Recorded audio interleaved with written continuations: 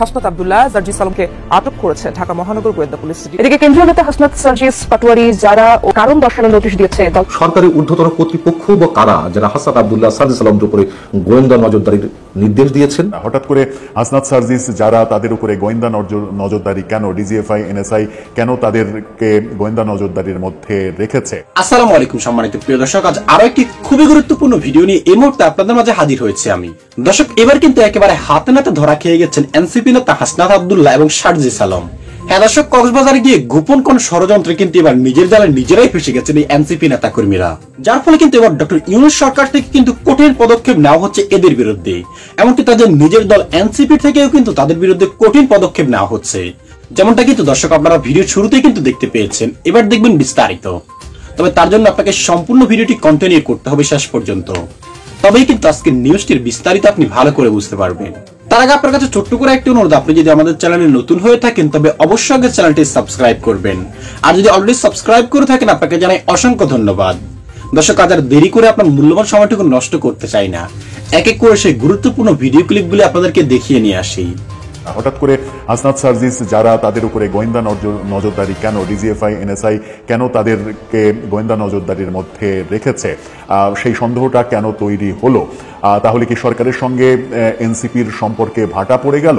কি হচ্ছে? কক্সবাজারে হাসনাত সার্জিস যারা তাদের উপরে গোয়েন্দা নজরদারি শুরু হয়েছে, চলছে, এমন তথ্য দিচ্ছে আজকে রাতেই, একটু আগেই যে খবরটা তারা সামনে নিয়ে এসেছে সেটা হচ্ছে যে তারা খবরটা পাবলিশ করেছে 10:30টার দিকে। তারা সময় বলছে 10:23 10:23 এই খবরটা তারা পাবলিশ করেছে, এবং সেই খবরেই তারা বলছে, সংবাদ শিরোনামটা দেখে নিতে পারেন, একটা ছবি, টপ ভিউয়ের একটা ছবি, মাইক্রো দাঁড়িয়ে আছে, সেখানে সার্জিসরা মাইক্রোতে উঠছেন, সেরকম একটা ছবি দিয়ে তারা বলছে গোয়েন্দা নজরদারিতে হাসনাত সার্জিস যারা হোটেল পরিবর্তনের বিষয়টা নিয়ে আমরা এর আগে একটা ভিডিওতে কথা বলেছি, কিন্তু সেটাকে কেন্দ্র করেই কেন গোয়েন্দা নজরদারি বাড়লো সেই ব্যাপারে এখন বিস্তারিত জানার চেষ্টা করব। সেখানেই বলা হচ্ছে, জুলাই গণঅভ্যুত্থানের প্রথম বর্ষপূর্তির দিনে হঠাৎ করেই তারা কক্সবাজারে যান, সেটা তো জানি, কোনো পূর্ব ঘোষণা ছাড়াই আগমন, বিলাসবহুল রিসোর্টে ওঠা, পরদিন আকস্মিক হোটেল পরিবর্তন, সব মিলে পুরো সফরকে ঘিরে জোরালো হয়েছে রাজনৈতিক জল্পনা কল্পনা।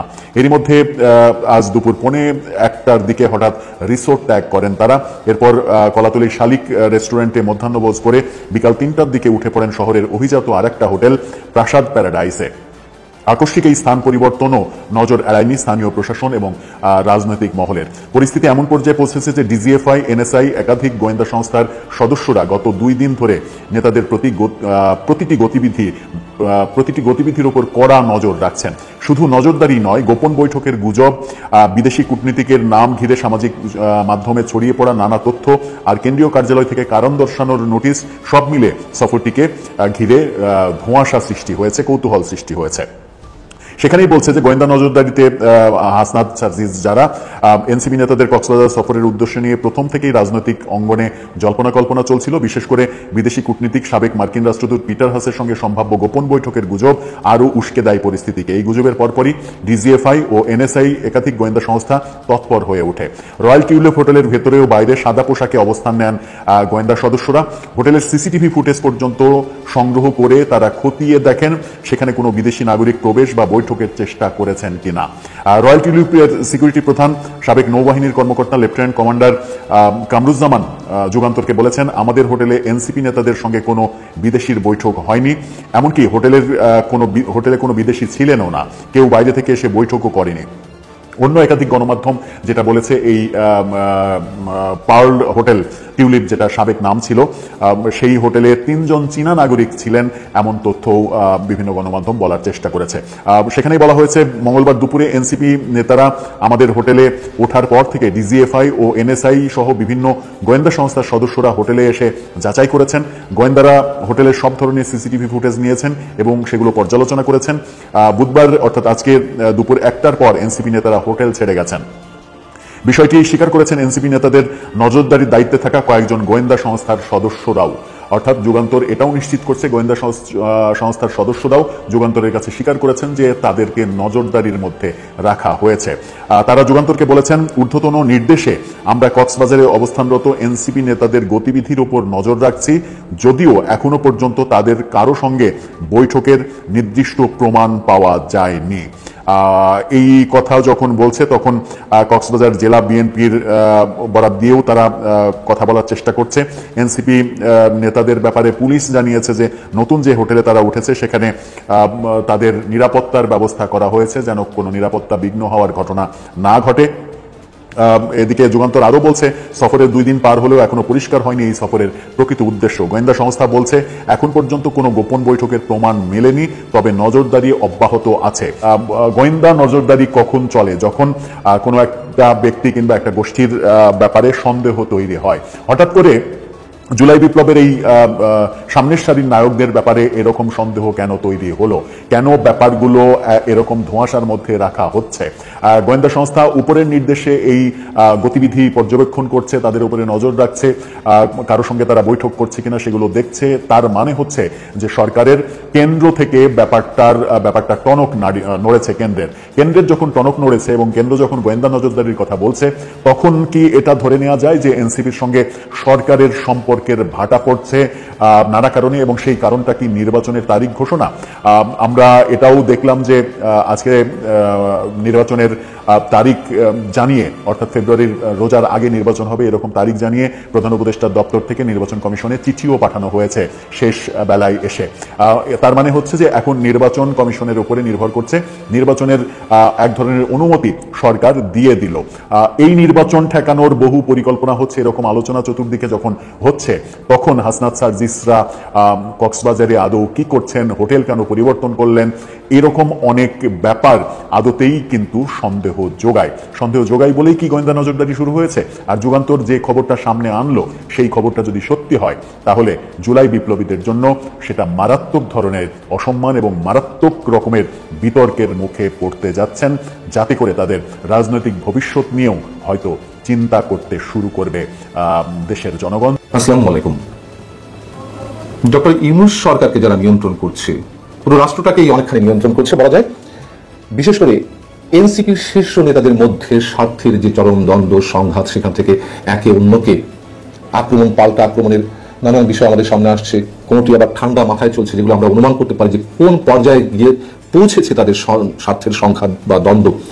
এরকম অনেক বিষয় আমরা জানতে পারছি। বিশেষ করে 5 আগস্ট অভ্যুত্থানের বর্ষপূর্তি দিনে এই কথিত বিপ্লবীরা বা অভ্যুত্থানের নায়করা যে কক্সবাজার হঠাৎ করে চলে গেলেন বিমানে উড়ে, এবং পিটার ডি হাস বা অন্য যে কারোর সঙ্গে কোনো বিশেষ গোপন বৈঠক হয়েছে এরকম খবর চারিদিকে ছড়িয়ে পড়লো, গণমাধ্যমে এলো। সেই বিষয়টিকে কেন্দ্র করে আবার এখন একে অন্যকে খুব ঠান্ডা মাথায় আক্রমণ করছেন শীর্ষ নেতারা, এবং একই সঙ্গে তাদের কক্সবাজারের এই সফরকে কেন্দ্র করে একাংশের উপরে যে গোয়েন্দা নজরদারি চলছে রাষ্ট্রের ঊর্ধ্বতন, সরকারের ঊর্ধ্বতন কর্তৃপক্ষের নির্দেশে, সেই জায়গা থেকে আমাদের মনে অনেক ধরনের গুরুত্বপূর্ণ প্রশ্ন উঠছে। কি হতে যাচ্ছে আসলে? কোন পক্ষ রাষ্ট্রের পক্ষে কাজ করছে, কোন পক্ষ রাষ্ট্রের বিপক্ষে কাজ করছে? সরকারের ঊর্ধ্বতন কর্তৃপক্ষ বা কারা যারা হাসনাত আব্দুল্লাহ সার্জিস আলমের উপরে গোয়েন্দা নজরদারির নির্দেশ দিয়েছেন, সে বিষয়ে আসছি। এবং যে কারণ দর্শানোর নোটিশটি দেওয়া হয়েছিল দলের কেন্দ্রীয় কমিটি থেকে, শীর্ষ 5 নেতাকে কেন কক্সবাজার ঘুরতে যাওয়া হলো তাদের কাউকে অবহিত না করে, বা দলের যে ফোরাম তাদের কাউকে না জানিয়ে, এদিকে পূর্ব ঘোষণা ছাড়াই কক্সবাজারে যাওয়া, বিলাসবহুল রিসোর্টে ওঠা, রিসোর্ট বা হোটেল পরিবর্তন করা, এসব কোনো কিছুই গোয়েন্দা সংস্থার নজর এড়ায়নি। পরিস্থিতি এমন পর্যায়ে পৌঁছেছে যে ডিজিএফআই, সামরিক গোয়েন্দা সংস্থা ডিজিএফআই, রাষ্ট্রীয় গোয়েন্দা সংস্থা এনএসআই, এই গোয়েন্দা সংস্থাগুলো সহ একাধিক সংস্থার সদস্যরা গত 2 দিন ধরে এই যে আলোচিত 5 শীর্ষ নেতা তাদের গতিবিধির উপরে কড়া নজর রাখছে, এমনটা আমরা জানতে পেরেছি। প্রথমে রয়্যাল টিলুপ হোটেলের ভিতরে তারা যে প্রবেশ করেছিল, সেখানে সাদা পোশাকে গোয়েন্দা সংস্থার লোকজন অনেক কিছু পরীক্ষা নিরীক্ষা করছেন। হোটেলে যে সিসিটিভি ফুটেজ, সেগুলো তারা সংগ্রহ করে খতিয়ে দেখছেন যে দেশি বিদেশি কোনো নাগরিকের সঙ্গে বৈঠক হয়েছে কিনা। আমরা জানি না এই পরবর্তীতে কোনো বয়ান দেওয়া হবে কিনা যে না, কারোর সাথে দেখা হয়নি, কারোর সঙ্গে বৈঠক হয়নি। আবার হাসনাত আব্দুল্লাহ কিন্তু বলছেন,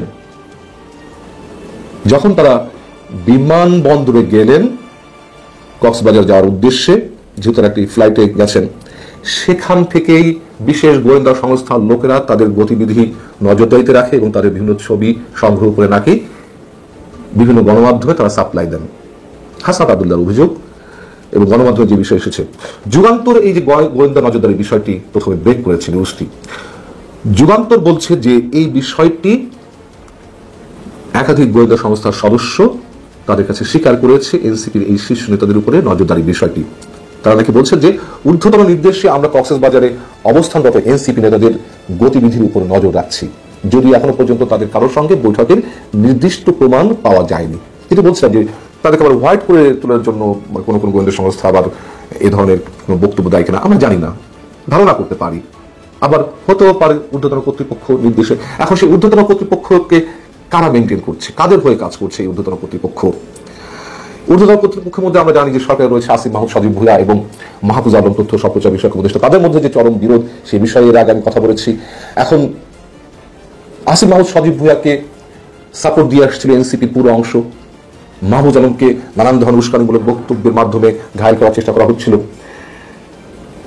কিন্তু এদিকে আবার এনসিপির মধ্যেই একদিকে নাহিদ ইসলাম, আখতার হোসেনের মতো মানুষেরা, আবার অন্যদিকে নাসিরুদ্দিন পাটোয়ারি, সার্জিস আলম, হাসনাত আব্দুল্লাহ কিংবা তাসনিম যারা, এক গ্রুপ বলছে তারা জানতো না কক্সবাজার যাওয়ার বিষয়টি, কারণ দর্শন অনুরোধ করা হলো। আর এক গ্রুপ বলছে না আমরা জানিয়েছি। কি করছে আসলে? প্রথমে যদি বলছিলাম যে এনসিপির যে কার্যক্রম আমরা শুরু থেকে দেখছি তাতে এই দলটি বেশি দিন টিকে থাকার কথা নয় কিংস পার্টি হিসেবে। এবং সেটি যদি বাদও দিই, তাদের যে অভ্যন্তরীণ নানান বিষয় অভিযোগ তাদের ক্ষেত্রে, দখলবাজি, চাঁদাবাজি, দলীয় গ্রুপিং, লবিং কথা বাদ দিলাম, সব দলে কম বেশি থাকে, তারাও তো গতানুগতিক রাজনীতির বাইরে কিছু করছে না। কিন্তু ভয়ঙ্কর যে অভিযোগগুলো উঠেছে সেইগুলোকে কেন্দ্র করে এখন তাদের মধ্যে যে চরম বিভক্তি, তার চেয়েও বড় কথা আমাদের অরিড হওয়ার যে কারণটি, কার সঙ্গে কিসের বৈঠক ছিল সেটি সম্পর্কে এখন আমরা নিশ্চিত নই। যদিও কোনো কোনো মাধ্যমে জানা গেছে পিটার হাস দেশে নেই, আবার কোনো কোনো মাধ্যমে জানা গেছে যে পিটার হাস কোন হোটেলে খেয়েছেন তার বিল পাওয়া গেছে, টোকেন পাওয়া গেছে। অনেক ধরনের গুঞ্জন, কোনো কোনোটি গুজবও হতে পারে, কোনো কোনোটি আবার সত্যও হতে পারে। সর্বসাকুল্যে আমাদের চিন্তিত হওয়ার যে কারণ, উদ্বেগের যে কারণ, নিশ্চয়ই কিছু ঘটছে, অনেক ভয়ঙ্কর কিছু ঘটছে।